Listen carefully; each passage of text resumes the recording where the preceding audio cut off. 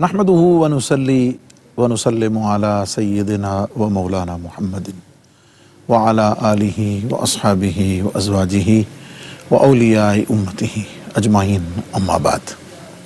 گنج بخش فیض عالم، مظہر نور خدا، ناقصاں پیر کامل، کامل آرا رہنما،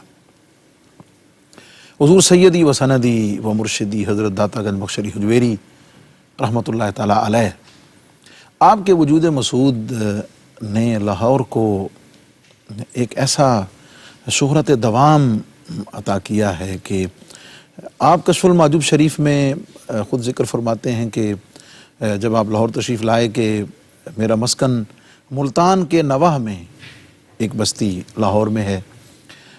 گویا اس وقت کے حالات بتاتے ہیں کہ اس وقت ملتان کو مرکزیت حاصل تھی اور لاہور محض ایک قصبے کی حیثیت سے، لیکن حضور فیض عالم داتا گنج بخش رحمۃ اللہ تعالیٰ علیہ، آپ کی تشریف آوری، آپ کی یہاں قیام، وجود مسعود، اور پھر یہیں آل لاہور کی خوشبختی کہ سرزمین پر حضور علیہ الصلوۃ والسلام کی امت کا، حضور کی آل کا وہ شہزادہ آرام فرما ہے کہ جس کے ذریعے سے اللہ رب العزت نے ملک پاکستان کو، بالخصوص لاہور کو، وہ شہرت دوام عطا کی ہے کہ لوگ داتا کی نگری کہتے ہوئے ایک یکگونہ فرحت اور خوشی محسوس کرتے ہیں۔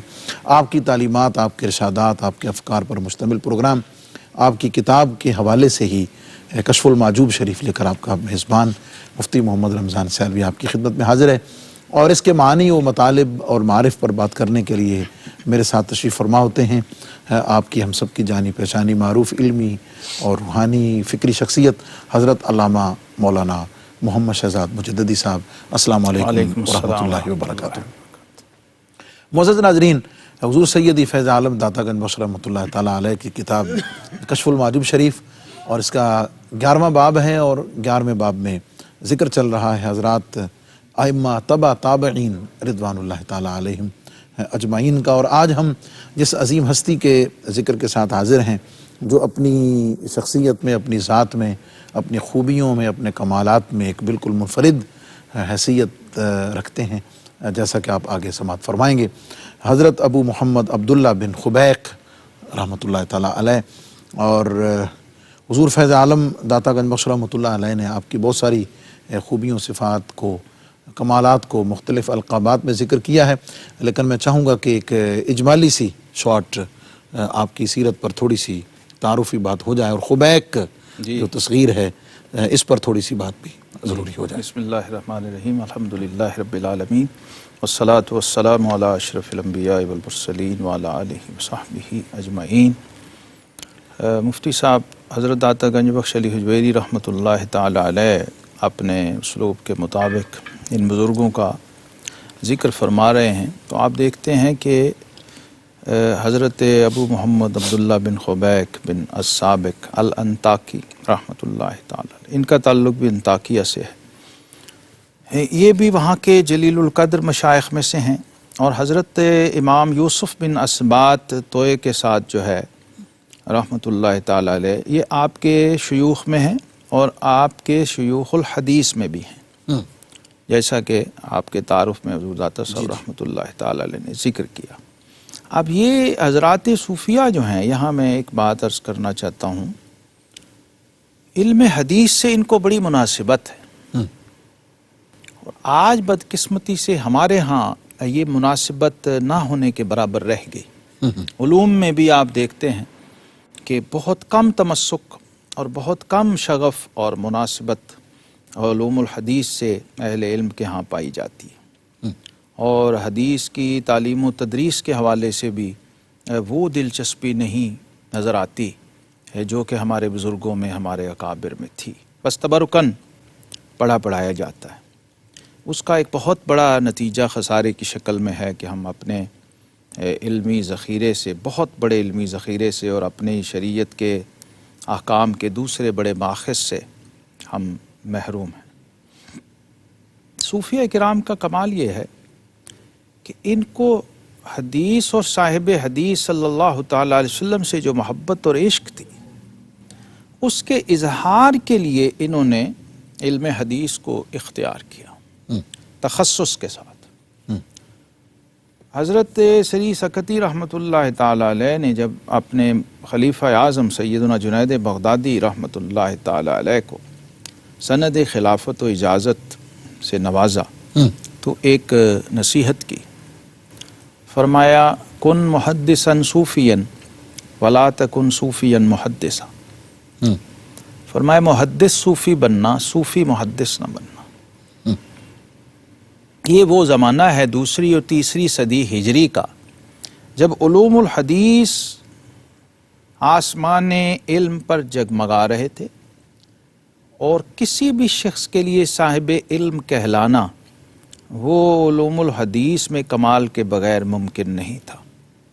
لہٰذا ان بزرگوں نے، ان اکابر نے نہ صرف علم حدیث کو پڑھا، اس کے شغف کو اختیار کیا، بلکہ اس وقت کی روایت کے مطابق مسند بنے، صاحب سند صوفی بنے۔ اگرچہ اس میں بہت سارے ایسے صوفیاء بھی ہیں جنہوں نے خود کو محدث کہلانا پسند نہیں کیا یا حدیث کی مسند کو اختیار نہیں کیا، لیکن علم حدیث میں کمال انہیں حاصل تھا، جو ہی کہیں کوئی بات ہوتی، کوئی اظہار ہوتا تو پھر وہ کھل جاتا تھا۔ لیکن کچھ صوفیاء جن کا ہم ساتھ ساتھ ذکر کرتے چلے جا رہے ہیں، اور حضرت ابو محمد عبداللہ بن خبیک رحمۃ اللہ تعالی بھی ان لوگوں میں سے ہیں، کیونکہ شام بھی اس زمانے میں علوم الحدیث کا بہت بڑا مرکز رہا، تو آپ نے علم حدیث کو اختیار کیا اور اپنی سند کے ساتھ حدیث کو روایت کیا، اور اپنے شیخ حضرت یوسف بن اسبات سے ہی بخاری مسلم میں ایسی روایتیں موجود ہیں جو حضرت عبداللہ بن خبیک رحمۃ اللہ تعالی علیہ آپ کی اپنی سند سے مروی ہیں۔ مسند احمد میں اور دیگر کتب حدیث کے اندر بھی ایسی روایات موجود ہیں، بڑی بڑی مشہور احادیث ہیں۔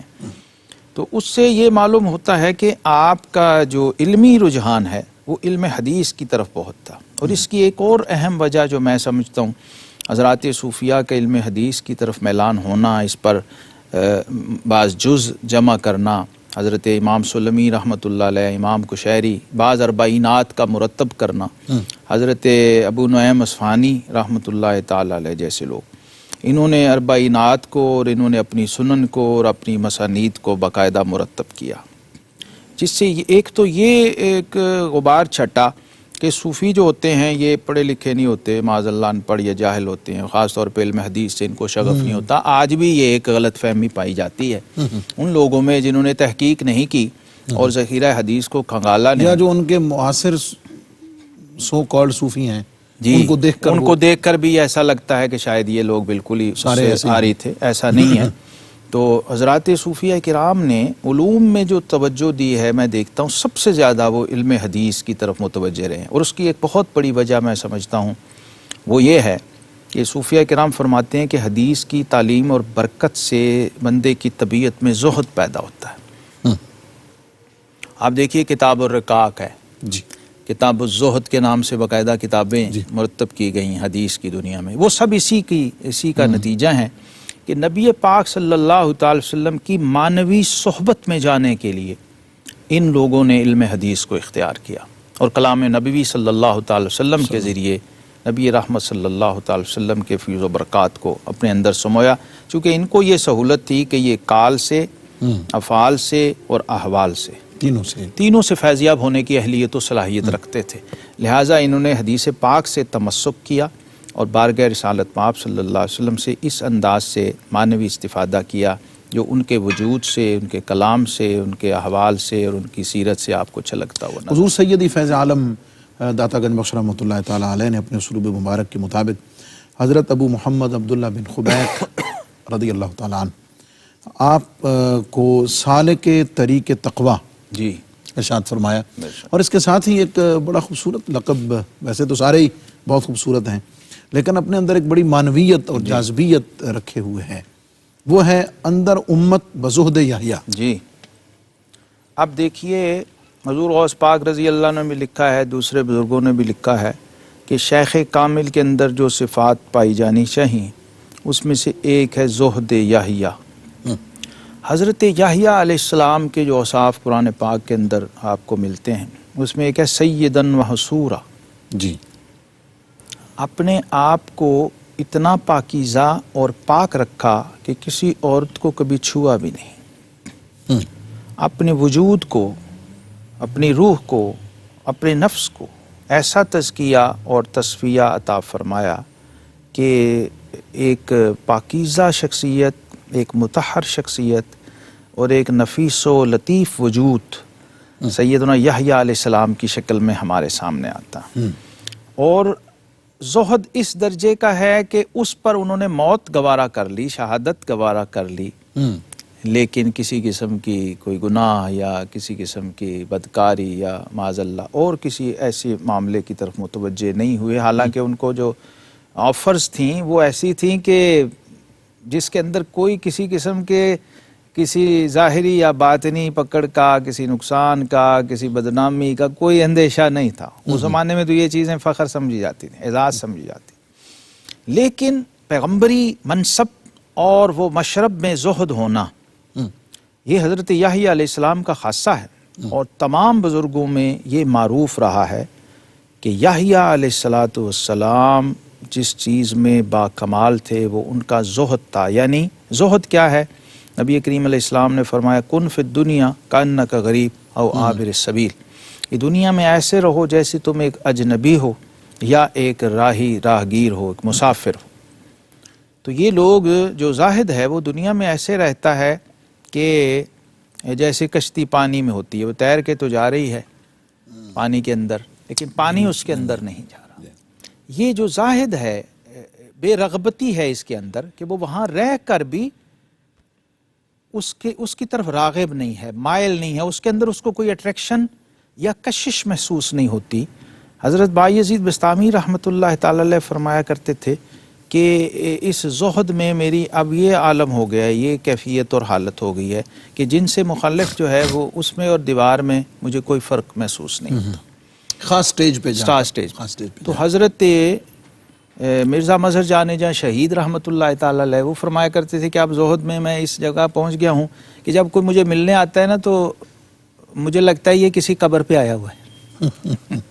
سبحان اللہ۔ معزز ناظرین، حضرت ابو محمد عبداللہ بن خبیق رضی اللہ تعالیٰ عنہ کا ذکر آپ کے القابات کی روشنی میں اور خاص طور پر فن حدیث کے حوالے سے آپ کا جو اختصاص ہے اس پر آپ نے تھوڑی بات سن لی ہے، اور اس پر تھوڑی سی بات پھر کرتے ہوئے آپ کے اقبال کی طرف بڑھیں گے۔ ہمارے ساتھ رہیے مختصر سے وقفے کے بعد۔ ایک معزز ناظرین، پروگرام کشف المعجوب اور ذکر ہے حضرت ابو محمد عبداللہ بن خبیق رضی اللہ تعالیٰ عنہ کا، اور حضور فیض عالم داتا گنج بخش رحمۃ اللہ تعالیٰ علیہ نے آپ کی خصوصیات میں سے کہ آپ زہد یحییٰ کے ساتھ متصف ہیں۔ یہ جو ہم نے کئی دفعہ یہ ایک اصطلاح ٹرم استعمال کی ہے کہ فلاں صوفی جو ہیں وہ موسوی المشرب ہیں، محمدی المشرب ہیں، عیسوی المشرب ہیں، تو اس اعتبار سے ہم ان کو حضرت یحییٰ علیہ السلام کے مشرب پر ہیں، مشرب یحییٰ پر، مشرب یحیوی المشرب، یحیوی المشرب ہیں۔ حضور فیض عالم داتا گنج بخش رحمۃ اللہ علیہ نے آپ کے زہد اور آپ کے ورع میں آپ کی تعریف کے بعد فن حدیث کا ذکر کیا۔ حضور یہ میں چاہوں گا کہ برکت کے لیے آپ سے جو مروی حدیث ہیں پیش کرتا ہوں۔ ایک تو بخاری مسلم میں اور ابو داؤد شریف کی کتاب السنہ میں روایت بڑی مشہور ہے جی، اور متفق علیہ روایت ہے۔ اس میں دیکھیے کہ امام سلمی فرماتے ہیں قال حدثنا عمر ابن احمد ابن عثمان الوائس ببغداد، حدثنا احمد ابن سعید، حدثنا یوسف ابن موسیٰ، حدثنا عبداللہ ابن خبیق۔ یہ آپ کا اسم گرامی آ گیا، اور آپ اپنے شیخ سے روایت کرتے ہیں حدثنا یوسف ابن اسبات، حدثنا حبیب ابن حسان عن زید ابن وہب عن عبداللہ ابن مسعود رضی اللہ قال قال رسول اللہ صلی اللہ علیہ وسلم وہو الصادق المصدوق۔ ایسے ہی الفاظ بخاری و مسلم میں ہیں، ان خلق احدکم یجمع فی بطن امہ 40 یوما الی آخر۔ بڑی طویل حدیث ہے جس میں ذکر آتا ہے کہ اللہ تبارک و تعالیٰ نے جو انسان کی تخلیق کا پورا پیدائش کا پروسیس ہے وہ حدیث کے راوی حضرت عبداللہ بن خبیق رضی اللہ عنہ، آپ بھی اس کے روات میں ہیں۔ اور ایک مسلم شریف کے اندر روایت آ رہی ہے، یہ کہتے ہیں امام سلمی فرماتے ہیں اخبرنا ابو عمر ابن مطر حدثنا ابو حفص عمر ابن عبداللہ ابن عمر البحرانی حدثنا عبداللہ ابن خبیق حدثنا یوسف ابن اسبات۔ یہ اپنے شیخ سے روایت کریں۔ وہ کہتے ہیں حدثنا سفیان الثوری، یہ ایک واسطے سے آپ حضرت سفیان ثوری رحمۃ اللہ کے شاگرد ہیں جی، اور آپ انہی کے مسلک پر بھی ہیں، یعنی جیسے ہم حنفی شافعی، چونکہ اس وقت یہ رائج تھا مسلک سفیان ثوری رحمۃ اللہ، آپ بھی فقہائے ائمہ مجتہدین میں سے ہیں، اور آپ کا مسلک پہلی 2-3 صدیوں تک باقاعدہ رائج رہا ہے، اور حضرت جنید بغدادی رحمۃ اللہ تعالی علیہ اور ایسے بزرگ، یہ سارے حضرت ابو ثور جو سفیان ثوری رحمۃ اللہ تعالی علیہ کے نمائندہ امام گزرے ہیں، جیسے ہمارے احناف میں قاضی ابو یوسف اور امام محمد بن حسن رحمہ اللہ شمار ہوتے ہیں، تو ان سے یہ مسلک ثوری آگے چلا، تو ایک واسطے سے گویا آپ ان کے شاگرد بھی ہیں حدیث میں۔ حدثنا سفیان الثوری عن محمد بن جحادہ عن قتادہ عن انس رضی اللہ تعالی ان رسول اللہ صلی اللہ علیہ وسلم کان یطوف علی نسائہ ہذہ ثم ہذہ ثم یغتسل منہن غسلا واحدا۔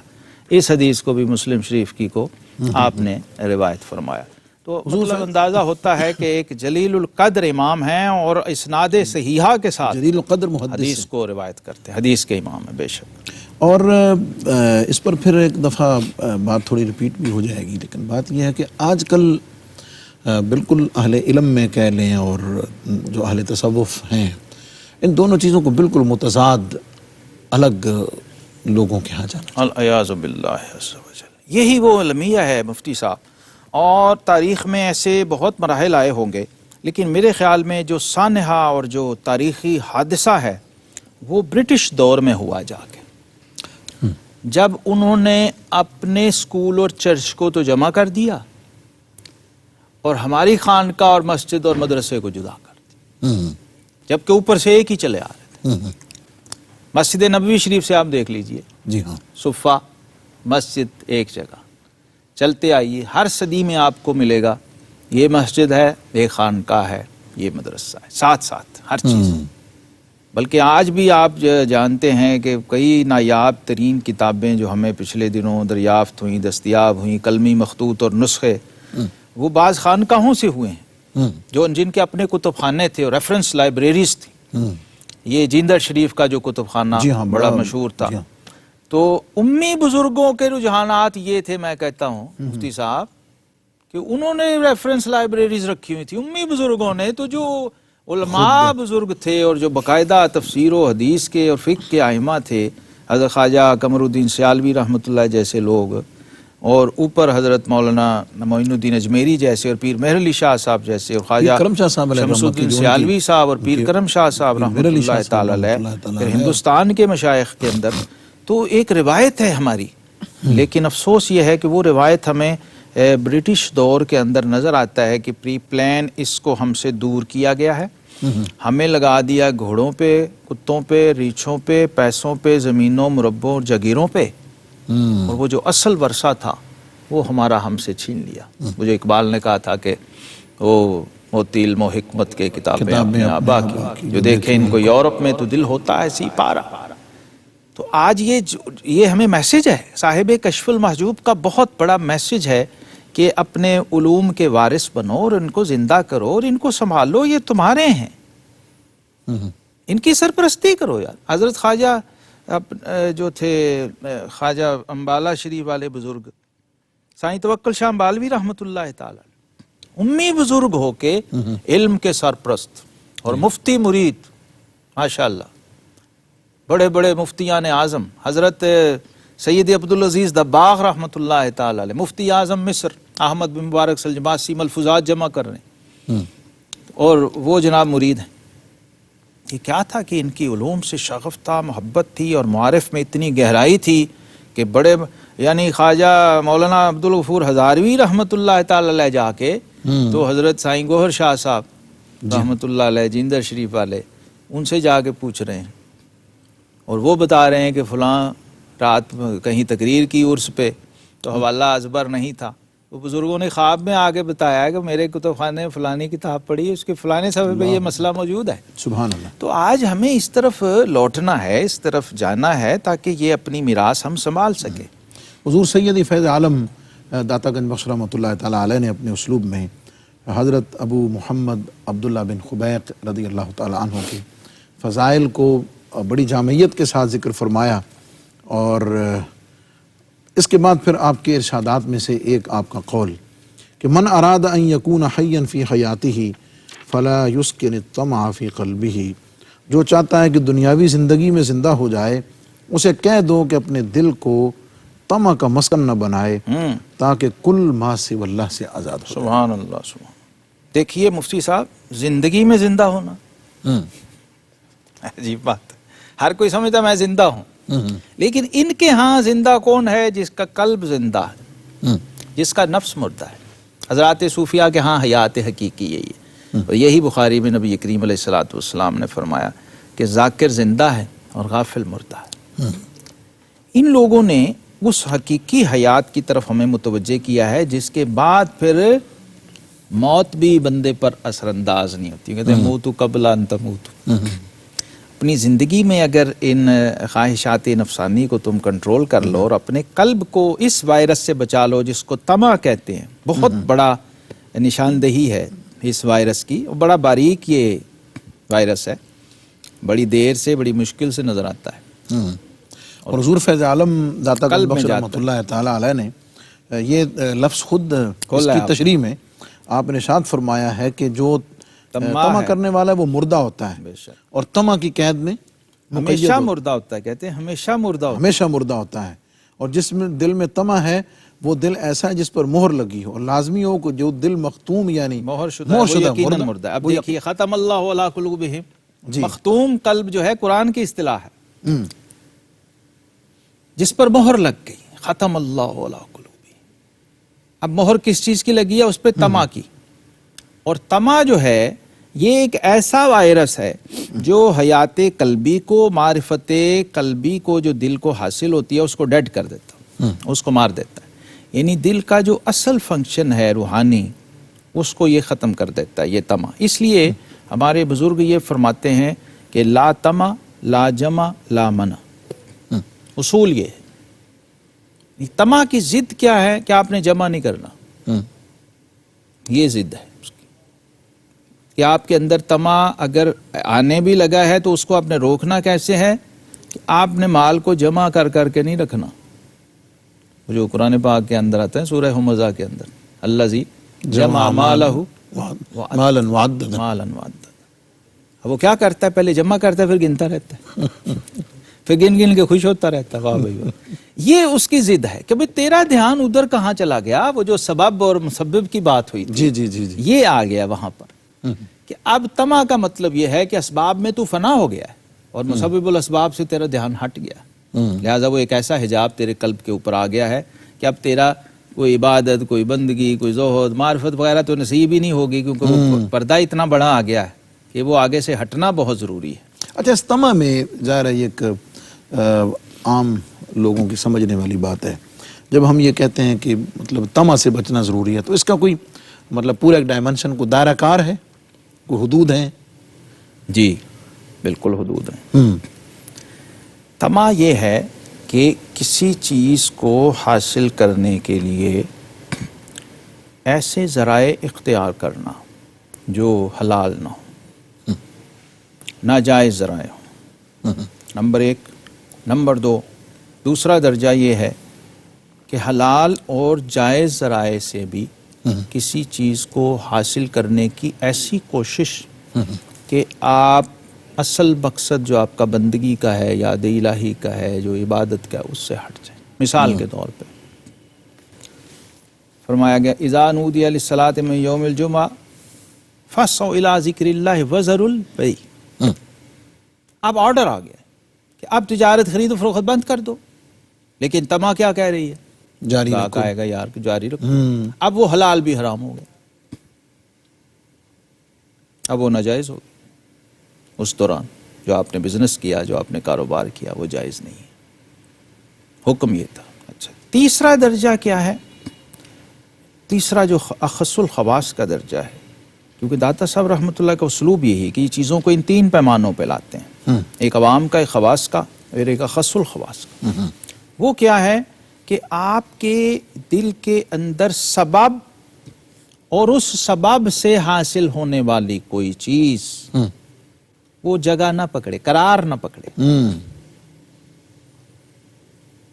आप उसे अपने मालिक पे छोड़ दें कि अगर मेरे मालिक की मर्जी होगी, उसकी खुशी होगी तो वो मुझ तक पहुंचाएगा, और जब वो पहुंचाएगा तो मैं लूंगा, तो अब मेरी मर्जी या तमा उसमें शामिल उसकी रज़ा नहीं रहा, लिहाजा उसको मैं अवेल कर सकता हूं एक हद तक। اس میں بھی وہ یہ نہیں جاتے کہ 100% پہ نہیں جاتے، جز لیتے ہیں کہ کہیں تجاوز نہ ہو جائے، جزوی استفادہ کر رہے ہوتے ہیں ان چیزوں سے بھی جو خدا داد ہوتی ہیں، اللہ کی طرف سے آتی ہیں۔ اچھا، اور اس میں کیا رویہ اختیار کرتے ہیں؟ اسی اپنے اس پہ نظر ہونے کی وجہ سے اتنی گہری اور باریک نظر ہوتی ہے کہ اس میں بھی 75% خرچ کرتے ہیں، خیرات کرتے ہیں، ساتھیوں کو دیتے ہیں، تحفہ تحائف ادھر ادھر رائے۔ یہ وہ 3 لیول ہیں جس پہ جا کے آپ اس طمع کے دائرے سے باہر نکلتے ہیں، اور اس کے بالکل اپوزٹ آپ کے قلب پر جو عرفان الہی، معرفت الہی اور تجلیات الہیہ کو وصول کرنے کی قوت ہے وہ پھر بڑھ رہی ہوتی ہے، اس میں اضافہ ہونا شروع طمع ختم ہو رہا ہوتا ہے، طمع ختم ہو رہا ہے۔ اب کیا ہوتا ہے کہ آپ کو وہ جو لذت ہے نا وہ طمع کی لذت سے نکال دیتی ہے۔ اب آپ اس فرق کو سمجھنے کے، تمیز کے، آپ کے دل میں وہ اہلیت اور باطن میں پیدا ہو جاتی، وہ اہلیت کہ آپ اس طمع سے جو لذت حاصل ہوتی ہے جو نفسانی تھی، اور اس کے مقابلے میں جو اللہ کی طرف سے جو آپ کو انعام عطا ہوا ہے اس طمع کو ترک کرنے کی وجہ سے، محبت الہی کا، معرفت الہی کا، تعلق باللہ، اس کی لذت میں آپ کھو جاتے ہیں، محو ہو جاتے ہیں۔ معزز ناظرین، طمع، لالچ جس کو آپ کہتے ہیں، اس کی تھوڑی سی ڈیفینیشن اور تھوڑا اس کا دائرہ کار ہم نے تھوڑی اس پر بات کی، تاکہ حضور فیض عالم داتا گنج بخش رحمۃ اللہ علیہ آپ نے جو اتنی ایک بنیادی اور کی بات جو ہے آپ نے ارشاد فرمائی ہے کہ جس دل میں طمع ہے وہ مردہ ہے، اس کا مطلب کیا ہوا کہ جو دل طمع سے پاک ہے وہ دل زندہ ہے۔ اور حضور فیض عالم داتا گنج بخش رحمۃ اللہ تعالیٰ علیہ کا ارشاد اسی کے ساتھ آگے کنٹینیو ہے۔ ہم تھوڑی سی بات اس پر مزید کریں گے اور جاری بھی رکھیں گے، لیکن ایک مختصر سے وقفے کے بعد۔ Stay with us. Welcome back معزز ناظرین، پروگرام کشف المعجوب اور ذکر ہے حضرت ابو محمد عبداللہ بن خبیق رضی اللہ تعالیٰ عنہ کا، اور بریک پر جانے سے پہلے حضور فیض عالم داتا گنج بخش رحمۃ اللہ علیہ نے حضرت ابو محمد عبداللہ بن خبیق رضی اللہ تعالیٰ عنہ کے ارشاد جو طمع اور لالچ کے متعلق ہے اس کی تشریح میں آپ نے سماعت کیا۔ اب اگلا جو قول ہے حضور فیض عالم داتا گنج بخش رحمۃ اللہ تعالیٰ علیہ نے، ہم کہہ سکتے ہیں کہ اس طمع کا علاج آپ نے تجویز فرمایا ہے کہ دل سے اس طمع کو کیسے ختم کیا جا سکتا ہے، اور انسان پرسنلی ذاتی طور پر خود اگر وہ اپنے آپ کو چیک کرنا چاہے کہ اس کا دل طمع سے لبریز ہے یا اس میں طمع نہیں ہے یا کس حد تک ہے، وہ خود اپنا ایگزام خود بخود کر سکتا ہے۔ چنانچہ آپ نے ارشاد فرمایا، یعنی یہ قول حضرت ابو محمد عبداللہ بن خبیق رضی اللہ تعالیٰ عنہ کا ہی قول ہے جو حضور فیض عالم نے طمع کے حوالے سے علاج کے طور پر آپ نے ذکر فرمایا۔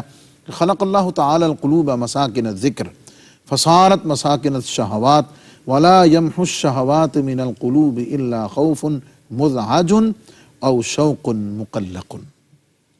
دو چیزیں، یعنی ایک تو دل کی جو تخلیق ہے فطرتاً نیچرلی، حضور نے ارشاد فرمایا کہ اللہ تعالیٰ نے دل کو جو ہے وہ ذکر کا مسکن بنایا، مسکن اور ذکر کا مرکز بنایا ہے، اور جب نفس امارہ کی صحبت کا اثر پڑ جاتا ہے تو یہ شہوات کا مسکن بن جاتا ہے، اور اس دل سے شہوات کو اگر کوئی چیز ختم کر سکتی ہے تو وہ خوف اور شوق ہے۔ لیکن خوف اور شوق کون سا؟ خوف مزعج اور شوق مقلق، کہ خوف وہ جو انسان کو مضطر اور بے چین کر دے، اور شوق وہ کہ جو آرام کو بھلا کر اس میں بے چینی اور بے قراری پیدا کر۔ سبحان اللہ، سبحان اللہ، سبحان اللہ۔ دیکھیے ایک روحانی طبیب کا کام کیا ہوتا ہے، یہ ہے جی مفتی صاحب مرشد کا کام، یعنی مرض بھی تشخیص ہو گئی، تشخیص بھی ہو گئی، علاج تجویز ہو گیا، اور دیکھیے سائنٹیفک پروسیس ہے جو آپ نے بیان کیا، اور یہ ایک امام تصوف ہی کر سکتا کہ اللہ تبارک و تعالی نے دلوں کو ذکر کا مسکن بنایا، الا بذکر اللہ تطمئن القلوب۔ اچھا، اب وہ غفلت میں کیسے جاتے ہیں وہ بھی بتا دیا، فصارت مساکن الشہوات۔ کیوں بلا؟ کیونکہ وہ طمع نے اور خواہشات نفسانی نے، وہ جو قرآن پاک کے اندر فرما دیا نا ذات باری تعالیٰ نے کہ کیا آپ نے اس شخص کو نہیں دیکھا جس نے اپنی خواہش کو اپنا معبود بنایا ہوا ہے، افرأیت من اتخذ الہہ ہوا۔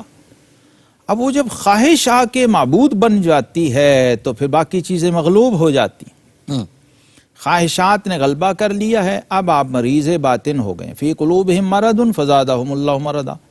اب صوفیہ کہتے ہیں کہ جو آپ کی نفلی اور آپ کی ایڈیشنل جو اذکار و عبادات ہیں نا، وہ بھی بیماری بڑھا رہی ہیں، صحت پیدا نہیں کر رہی ہیں۔ جیسے وہ یرکان کے مریض کو آپ کڑاہی یا پراٹھا کھلا دیں تو وہ الٹا اثر کرے گا، اس کی بیماری کو بڑھا دے گا۔ یہاں طبیب کی ضرورت ہے جو آپ کی فوراً تشخیص کرے، علاج تجویز کرے اور پھر دوائی دے آپ کو اور پھر اس کا پرہیز بتائے۔ یہ ہے مرشد کا کام۔ اب اس کا علاج کیا فرمایا؟ کیونکہ وہ اس کے اندر مبتلا ہو گیا، اصل کام تو یہ تھا کہ وہ اپنی اصل پہ رہتا، لیکن جب پھر گیا شہوات کے غلبے میں، تو اب کیا ہے؟ اب دو چیزیں آپ کو چاہیے۔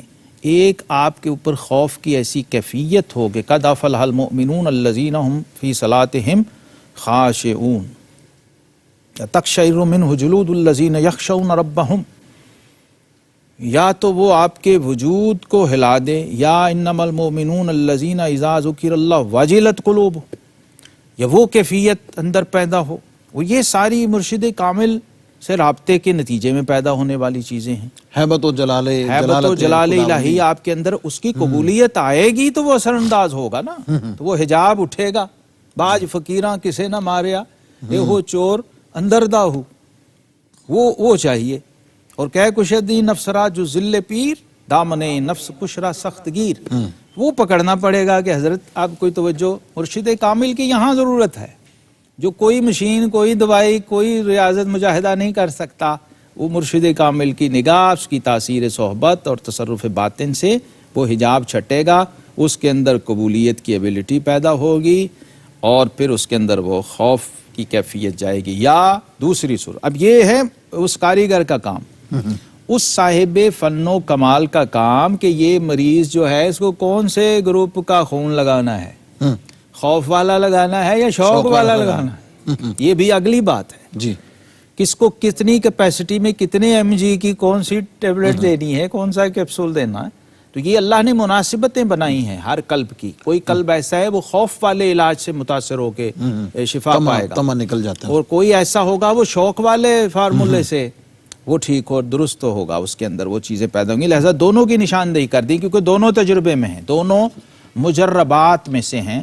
ایسا خوف جو آپ کے باطن کے اندر ایک تھرلی ڈال دے، واجلت قلوبہم، چینج، تبدیل کرے اس سارے پروسیس کو، اس میں سے گزار دے، یا پھر محبت کا اتنا غلبہ اور شوق ایسا کہ محبوب کے بغیر آپ کو چین نہ آئے، آپ بےتاب رہیں، مضطرب رہیں، تو کیا ہوگا؟